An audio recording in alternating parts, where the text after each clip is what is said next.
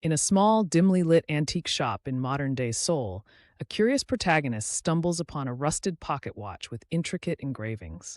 The watch, dating back to the early 20th century, bears cryptic symbols that seem to pulse with an eerie energy. As the protagonist examines it, they experience a sudden, dizzying vision of 1920s Seoul, a bustling marketplace filled with horse-drawn carts and hanbok-clad vendors. This vision hints at the watch's mysterious connection to the past. The protagonist suddenly finds themselves transported to 1920s Seoul, disoriented and confused. The once rusted pocket watch is now pristine, its ticking synchronized with their heartbeat. The bustling marketplace around them is alive with the sounds of vendors, the clatter of horse-drawn carts, and the chatter of people in traditional hanbok. Colonial-era buildings line the cobblestone streets, and the air is thick with the scent of street food and incense. The protagonist realizes they've somehow traveled back in time. In a dusty, dimly lit bookstore, the protagonist encounters a local scholar who recognizes the pocket watch as a gateway artifact. The scholar, an expert in time anomalies, reveals that others have slipped through time using similar objects, but none have ever returned.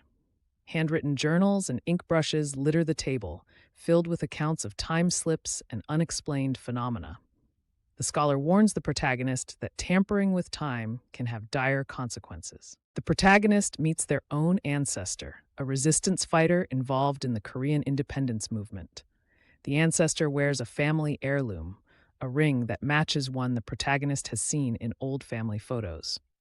Secret meetings in tea houses and coded letters reveal the ancestor's dangerous role in the uprising. The protagonist is torn between revealing their identity and preserving the timeline, knowing their ancestor's fate is historically recorded. As the protagonist spends more time in the past, reality begins to flicker.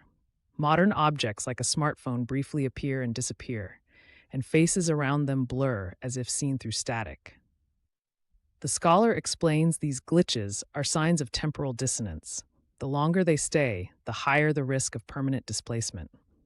The pocket watch's ticking grows erratic, and the protagonist feels time itself unraveling around them. Faced with a moonlit confrontation, the protagonist must choose: save their ancestor from a historically recorded death or preserve the timeline. The pocket watch glows intensely, as if reacting to their turmoil. The scholar's warning echoes in their mind. Altering the past could erase the future. The weight of history rests on their decision, and the protagonist grapples with the moral implications of playing God with time. With choosing to save their ancestor, the protagonist witnesses chaotic shifts in reality. Streets rearrange, people fade in and out of existence, and the scholar ages rapidly before their eyes. The pocket watch cracks, its gears grinding to a halt. Time itself seems to unravel, and the protagonist realizes their mistake. History cannot be changed without catastrophic consequences. The scholar's final words haunt them. Some doors must stay shut. Realizing their error, the protagonist reverses their actions, allowing history to unfold as it should. They attend their ancestor's funeral, watching as the pocket watch miraculously repairs itself. The setting sun casts long shadows over the gravesite, symbolizing the inevitability of time. The scholar's words ring true. Some events are meant to be. The protagonist accepts their role as a witness, not a changer of history. The protagonist wakes up in the modern day, but the world is subtly different. The antique shop is now a museum, and their ancestor's photo is displayed in an exhibit.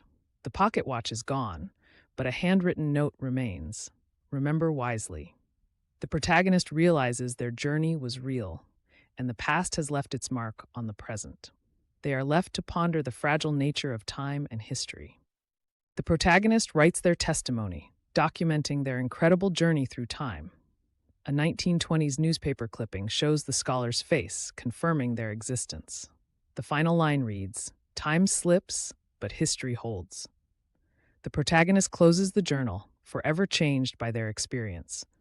The mystery of the pocket watch remains unsolved, a reminder that some secrets are meant to stay buried in the folds of time.